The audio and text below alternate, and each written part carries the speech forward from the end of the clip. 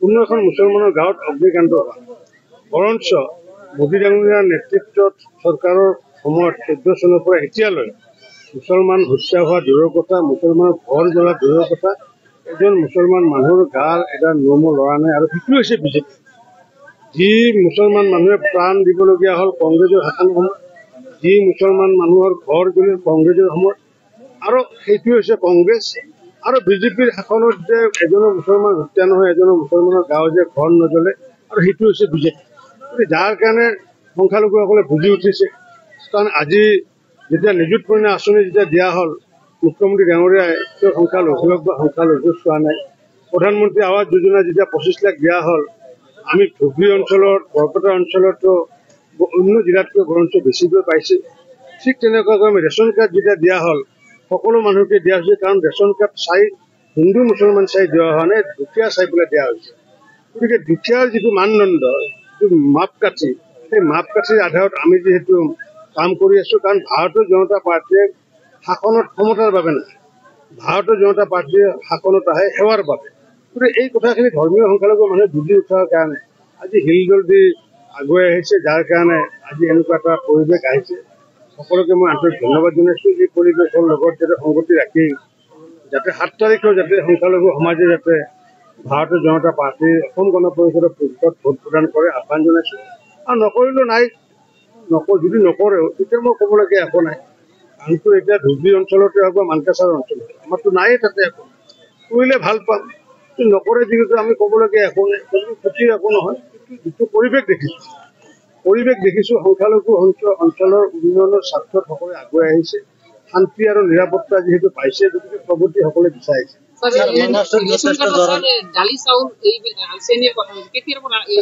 আমিতো চাওক, আমি যিহেতু দুখীয়াৰ কল্যাণৰ কথা কৈ আহিছোঁ। আমি যে প্ৰথম আমি প্ৰায় 12 লাখ ডুপ্লিকেট ৰেচন কাৰ্ড বাতিল কৰি আমি প্ৰায় 62 লাখ মানুহক নতুনকৈ ৰেচন কাৰ্ডত নিযুক্ত কৰিছোঁ।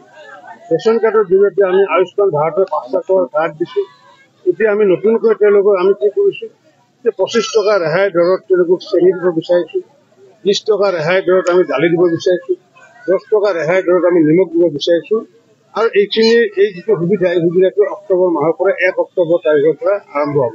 কোনো এখন মুছলমানৰ গাঁৱত অগ্নিকাণ্ড হোৱা বৰঞ্চ মোদী ডাঙৰীয়াৰ নেতৃত্বত চৰকাৰৰ সময়ত 14 চনৰ পৰা এতিয়ালৈ মুছলমান হত্যা হোৱা দূৰৰ কথা, মুছলমানৰ ঘৰ জ্বলা দূৰৰ কথা, এজন মুছলমান মানুহৰ গাৰ এটা নোমো লৰা নাই। আৰু সেইটো হৈছে বিজেপি। যি মুছলমান মানুহে প্ৰাণ দিবলগীয়া হ'ল কংগ্ৰেছৰ শাসন সময়ত, যি মুছলমান মানুহৰ ঘৰ জ্বলিল কংগ্ৰেছৰ সময়ত, আৰু সেইটো হৈছে কংগ্ৰেছ। আৰু বিজেপিৰ শাসনত যে এজনো মুছলমান হত্যা নহয়, এজনো মুছলমানৰ গাঁও যে ঘৰ নজ্বলে, আৰু সেইটো হৈছে বিজেপি। যাৰ কাৰণে সংখ্যালঘুসকলে বুজি উঠিছে। কাৰণ আজি যেতিয়া নিযুত মইনা আঁচনি যেতিয়া দিয়া হ'ল, মুখ্যমন্ত্ৰী ডাঙৰীয়াই তেওঁ সংখ্যালঘুক বা সংখ্যালঘু চোৱা নাই। প্ৰধানমন্ত্ৰী আৱাস যোজনা যেতিয়া 25 লাখ দিয়া হ'ল, আমি ধুবুৰী অঞ্চলত, বৰপেটা অঞ্চলতো অন্য জিলাতকৈ বৰঞ্চ বেছিকৈ পাইছে।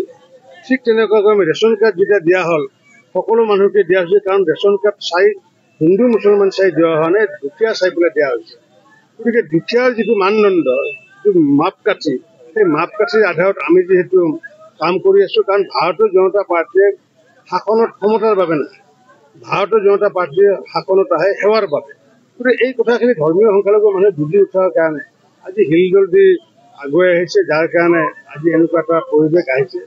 সকলোকে মই আন্তৰিক ধন্যবাদ জনাইছোঁ। এই পৰিৱেশৰ লগত যাতে সংগতি ৰাখি যাতে 7 তাৰিখেও যাতে সংখ্যালঘু সমাজে যাতে ভাৰতীয় জনতা পাৰ্টীৰ অসম গণ পৰিষদৰ পক্ষত ভোট প্ৰদান কৰে আহ্বান জনাইছোঁ।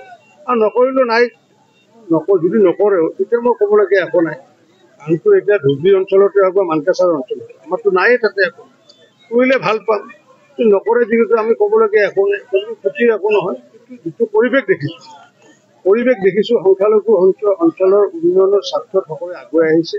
শান্তি আৰু নিৰাপত্তা যিহেতু পাইছে, গতিকে প্ৰগতি সকলোৱে বিচাৰিছে।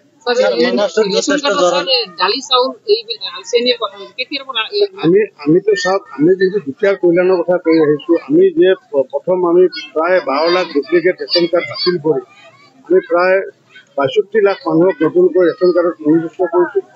ৰেচন কাৰ্ডৰ জৰিয়তে আমি আয়ুষ্মান ভাৰতৰ 5 লাখৰ কাৰ্ড দিছোঁ।